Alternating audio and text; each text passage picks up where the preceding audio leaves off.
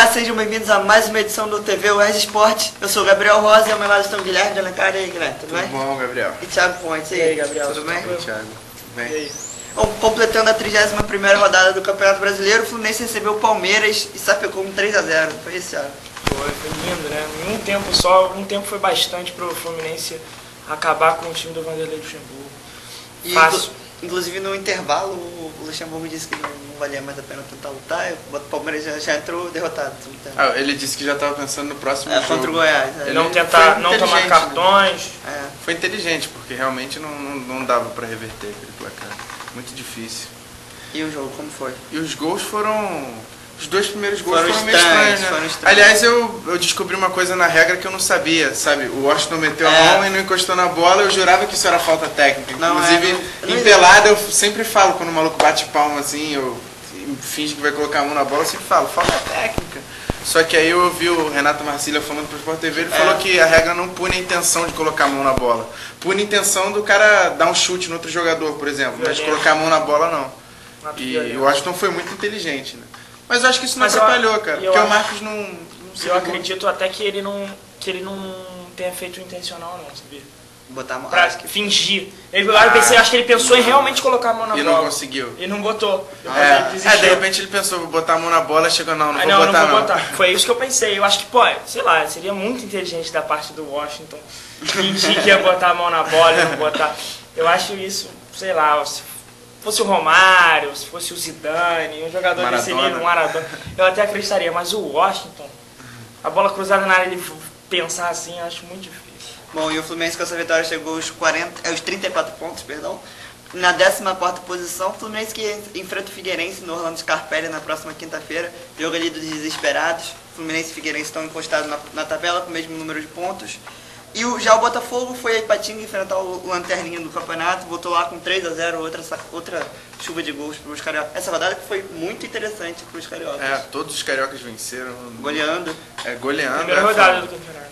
2-3-0, um 4-2, um 5-0, várias goleadas. E o Botafogo não fez mais que obrigação, né? A obrigação de qualquer time que esteja na parte de cima da tabela é vencer o Ipatinga, tanto fora quanto em casa, né? Perdeu uma enxurrada de gols do Botafogo. Perdeu, e curioso que os gols foram feitos por 2 cabeças de área e o lateral direito, né? O Thiaguinho. Mostrando todo o poder do ataque botafoguense.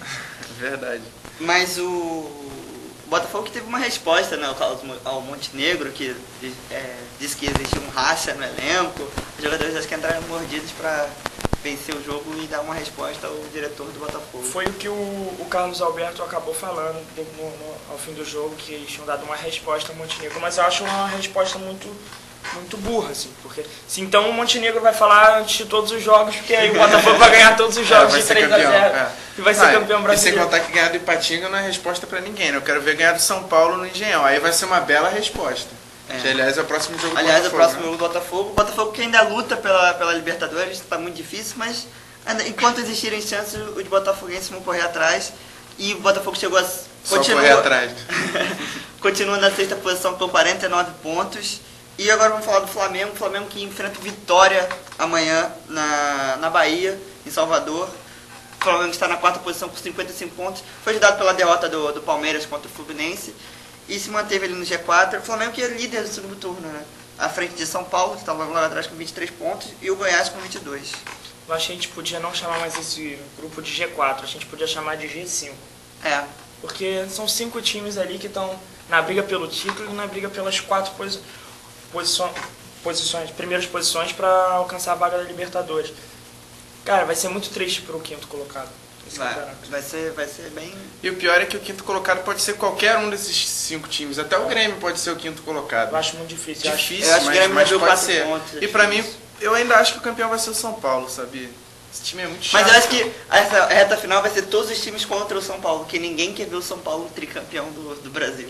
Mas isso aí não faz diferença nenhuma, todos os times contra o São Paulo. E o que tem que ser uma constância desse campeonato é a inconstância também, né? Desses 5 times. Nenhum time entra numa excelente fase. O Grêmio foi o que ficou mais constante ali. O Flamengo... Mas não tem um futebol assim, que futebol lindo. Não de futebol, mas de resultado. O Cruzeiro foi o time que saiu menos vezes do G4, saiu só por 2 rodadas. Mas em compensação, na liderança, o Cruzeiro... O Flamengo teve 11 vezes na liderança. Mas só que ficou 7 rodadas fazendo 2 pontos. Eu acho que o que pode ser decisivo contra o Flamengo na final desse campeonato são essas 7 rodadas que o Flamengo só fez 2 pontos. Não, com certeza, velho. Eu tava imaginando se dos 21 pontos, o Flamengo não precisava fazer os outros 19, não. Se o Flamengo fizesse outros 7... Se ele fizesse 9, menos da metade, né? Já tava bom. Já tava muito na frente, né? Já tava, já tava ali com 4 pontos de vantagem pro Grêmio. Tu assistiu esse programa também, né? Então o que você tá falando? Não sei. Mas nenhum time desses tem mostrado um bom futebol. Tanto o Palmeiras, que vinha sendo todo badalado, fez uma péssima partida contra o Fluminense. Tinha jogado mal também contra o São Paulo, correu atrás no final do jogo para empatar a partida. Saiu perdendo 2-0 dentro de casa. Mas sobre esses 5 times, o Rogério Ceni falou uma coisa que eu achei muito interessante.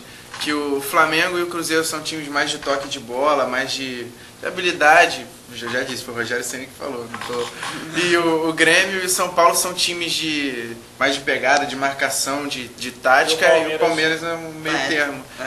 E realmente é isso. O Palmeiras tem vários jogadores habilidosos, mas o sistema do Palmeiras também é eficiente. Nem sempre, né?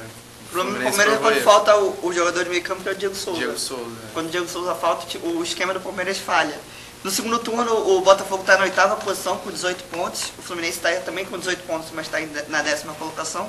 E o Vasco é a 16ª colocação, estaria fora da zona de rebaixamento, mas com 11 pontos apenas. O Vasco tem o terceiro melhor ataque, né? Mas tem a pior defesa do campeonato. Não, e o curioso é que eu estava vendo as estatísticas, o Vasco tem, acho que é o 15º time em finalizações. 15º time, e tem o terceiro melhor ataque. Ou seja, o aproveitamento é muito bom do ataque do Vasco, porque chuta pouco e faz muito gol. Mas é porque tem atacantes muito bons, né? De qualidade. Allan Kardec, Leandro Amaral, Edmundo, o próprio Alex Teixeira que está jogando bem. Bom, o Ronaldo disse ontem no programa Bem Amigos do Sport TV que o Flamengo é o preferido dele para jogar ano que vem e seria um bom reforço. Para marketing, sim, para o futebol, não sei. Tem para vender camisa, encher estádio, ótimo. Agora para jogar bola. E o Vasco? O Vasco vai enfrentar o Atlético Paranaense, jogo de desesperados. Eu já estou com o meu ingresso na carteira. Vai ser um jogo eletrizante. A fila estava imensa lá em São Januário hoje. Caldeirão vai ferver, mas né, não basta só isso, né? O time precisa jogar. Eu acho que o Vasco tem tudo para vencer. Se jogar como jogou contra o Goiás, dificilmente perde, porque além de jogar bem, ainda vai ter o apoio da torcida. Infelizmente não vai ter a volta do Amaral. Adversário muito fraco. O Atlético Paranaense é muito mais fraco que o Goiás. O Goiás era o primeiro colocado do segundo turno e o Vasco ganhou bem lá, não ganhou na sorte, ganhou bem. Tem tudo para vencer o Atlético Paranaense, que realmente é muito fraco. E o Leandro Amaral? Leandro Amaral teve uma recaída, né? Ele estava bem, estava se recuperando. Na verdade, eu acho que ele poderia até ir para o jogo, só que ele iria no sacrifício. Foi o que foi falado. E realmente para botar o jogador no sacrifício, é melhor não colocar e guardar ele para os próximos jogos. Eu acho que o jogo contra o Fluminense vai ser muito mais difícil que esse contra o Atlético Paranaense. E o Vasco tem condições, mesmo sem o Leandro Amaral, de vencer o Atlético Paranaense. Já contra o Fluminense, eu acho que ele vai ser muito mais útil. Até porque a zaga do Fluminense é uma das melhores. O Vasco vai ter uma rodada favorável, né? Se vencer o Atlético, o Náutico deve perder do Internacional e no Beira-Rio. O Figueirense e Fluminense se enfrentam. Esse campeonato não dá pra falar assim, não. Deve perder, deve... O grande problema dessa... Tá muito doido isso aí. O grande problema é que pro Vasco sair... Mas não tem como você falar que o Náutico é favorito contra o Inter no Beira-Rio. Não, é difícil. Não dá pra você falar também que a Portuguesa era a favorita contra o Grêmio. A Portuguesa recebe o Patinga e dificilmente perde. Então eu acho difícil o Vasco sair da zona de rebaixamento nessa rodada. Mas pode ficar ali o importante é não se distanciar. O Vasco na última rodada estava 4 pontos. Foi o que o Renato Gaúcho falou. Saída. Tem que ir fazendo a própria parte e deixar que os outros façam o resto. Porque não adianta você ficar se preocupando com os outros resultados se você não fizer isso. Verdade. Bom, e torcendo por mais uma rodada favorável dos cariocas, TV UERJ Esporte fica por aqui e até uma próxima conexão. Até lá.